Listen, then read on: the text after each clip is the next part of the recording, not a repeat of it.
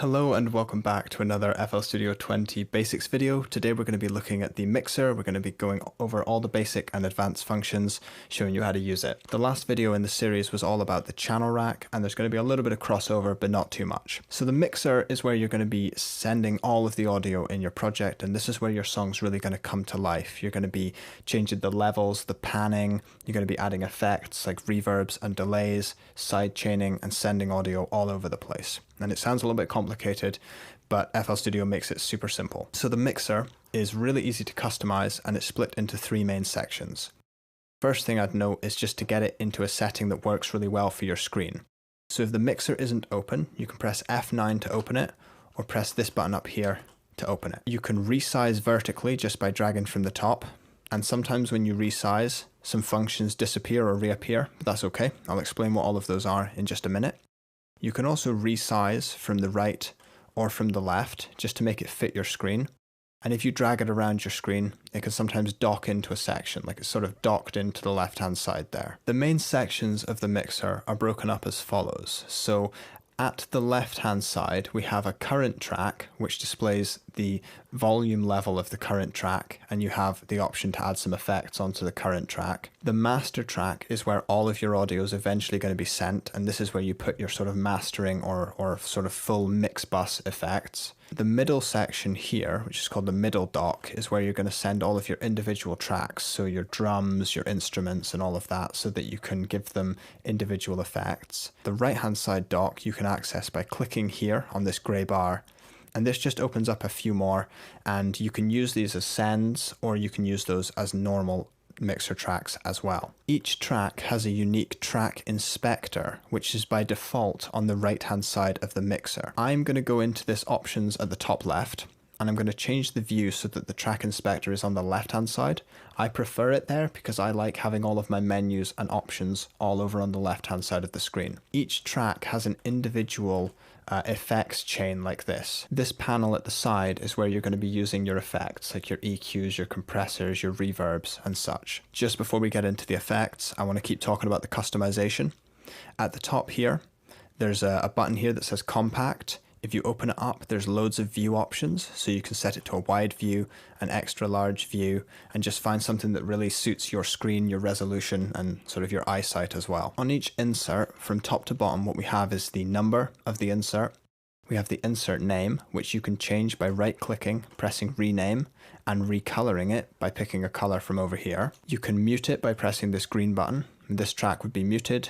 Now it would be on. The next dial is the panning dial, so this would send audio from the left, middle, right, or anywhere in between. We have the option to change the polarity, swap the left and right channels, change the stereo width from more stereo, more mono, so like wider, thinner. We have the fader, and this is controlling the output volume of the channel, so low, high. Then we have this button down here which turns all the effects on and off. This button here sets the plugin delay compensation, so we can sort of set it manually in milliseconds or samples or beats if you're having some problems with that. And then you can arm the disc to record. Now I've covered recording using the mixer in one of the last videos on this channel. I'll just leave a link right here in case you're interested in recording through the mixer, because I'm not going to cover that in this video. You can also resize the mixer by pressing these sort of three dots here. You click on them and then you can drag vertically to change how high the faders are or how high the graphical display is. Let's send some stuff to the mixer so that we can sort of start hearing stuff happening and having a bit of fun with it. So in my channel rack video, I showed a simple way to send audio to the mixer, which is just scrolling up inside this box, and now the kick would be getting sent to 4. But I also showed that you can select everything together. These are all drums. And then what you can do is you can select an empty track on the mixer, and you can select channel routing, route selected channel starting from this track, and that's just routed all the drums to the mixer. So now if I press play, you'll see that they're all being sent to each of these individual channels.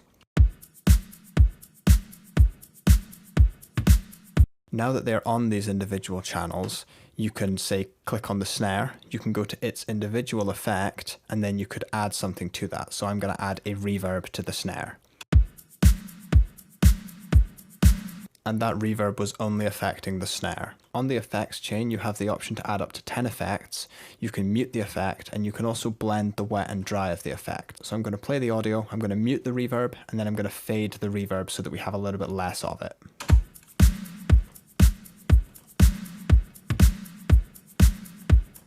This is really useful for helping you blend in effects. And as you can see, if I go over to the shaker, the reverb disappears because this is an entirely new set of effects, and I can add effects that only affect the shaker or the snare or the kick individually. I know that seems like a pretty obvious concept to a lot of people, but for a beginner, understanding these sorts of things can be a little bit daunting. I have another video showing how to make groups on the mixer, but for anyone who hasn't seen that, you can simply hold Control and Shift.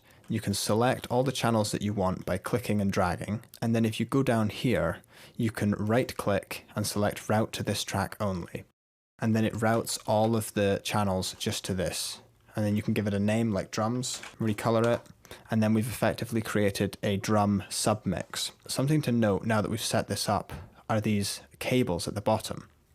These cables show you where the audio is being sent. So in this case, on the drums bus, the audio is going from the drums to the master. 100% of it is going. Now, if at any time in FL Studio you're unsure of what a value is or what a dial does, if you hover over it, it shows you in the top left hint box what it does. So it says to the master, and if I click on it, it says 100% of the signal's going there. I can see that the audio from the kick is being sent to the drum bus, but not to the master. It goes to the drums first, then out to the master. And it's the same for all of the tracks in this drum bus. There's so many options for routing, which I'll try to cover in another video. But if you're on the track that you want to route, you can click on this arrow at the bottom of any other track. You can right click and you can sidechain only, route, or route to this track only. Playing around with these different options should sort of show you what they do, but they're all useful in their own right. On the mixer, you can also add separators very easily. So you can right click, gives you lots of information and options for the mixer track,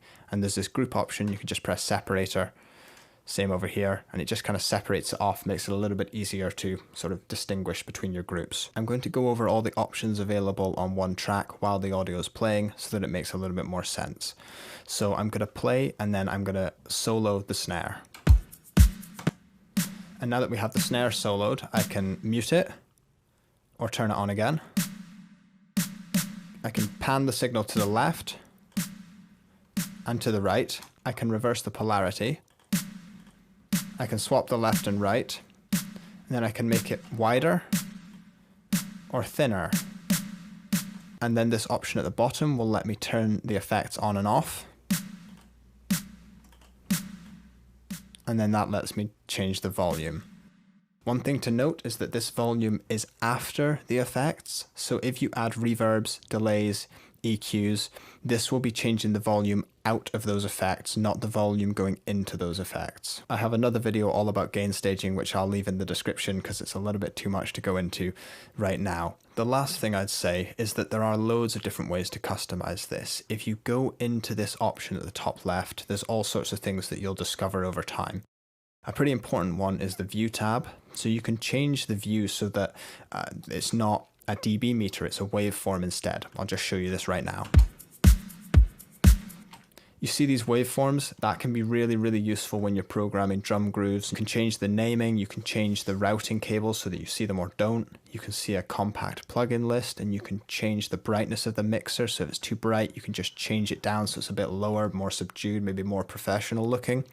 And there's all sorts of options available in these menus. But that's really an overview of the mixer and hopefully enough to get you going.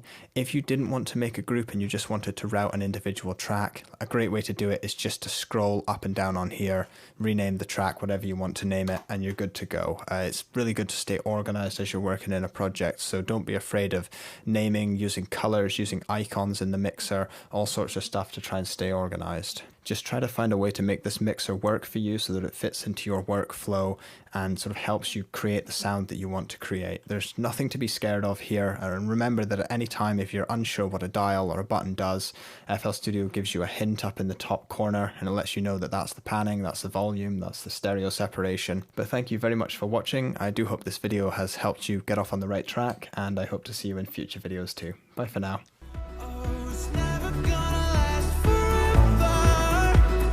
Always find a way. to end.